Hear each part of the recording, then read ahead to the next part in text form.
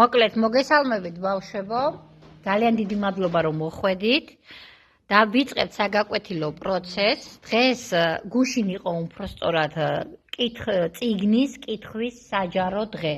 ამიტომ ჩვენ ვიღებთ ამ გამოწვევას და პატარა მოთხრობას წაიკითხავს ჩემი ადაპტის ბენეფიციარები. პირველი იქნება ბატონი ზაზა დუმბაძე. შედევრი სათუკა. წელიწადის 12 დღეს შორის ყველაზე მოწყენილი თებერვალი იყო. სულ ერთი იგივე სიცივე თოვლი, სუსხი, უფერული ბუნება, მობერული ადამიანები, რომელთაც ერთი სული აქვთ, გაზაფხული როდის მოვა. არც დღესასწაულები, არც ხიარულება, თითქოს ეს არ კვარო და დღეების კი ყველაზე ცოტა ერგო 28 ან 29.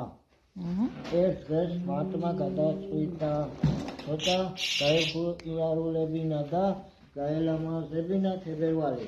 ამისთვის ყვავილების მიწისქვეშა სამეფოს ესტუმრა და ჩაატარა საგანგებო კრება.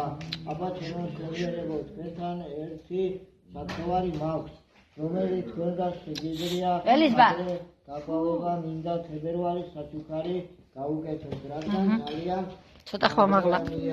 ვინ არის თქვენი შორის ყველაზე გამახსი და უსიშარი, რომ ზამთარში იყვავილოს კითხა მარტმა მარიამ ამის გაგონებაზე ყვავილები ესწორებდნენ და ორი აქნენ სიძულე ჩამოგვდა თავი მოინძინარა ზოგი სხვა ყვავილებს ამოყარა არავის სულდა თილი სახლებიდან ყირვანში მიწის ველით ასლა მართვის დიდი ჰქონდათ, მაგრამ უცებ ლამაზმა და დაძმა თეთრმა ყვავილმა წამოთავი.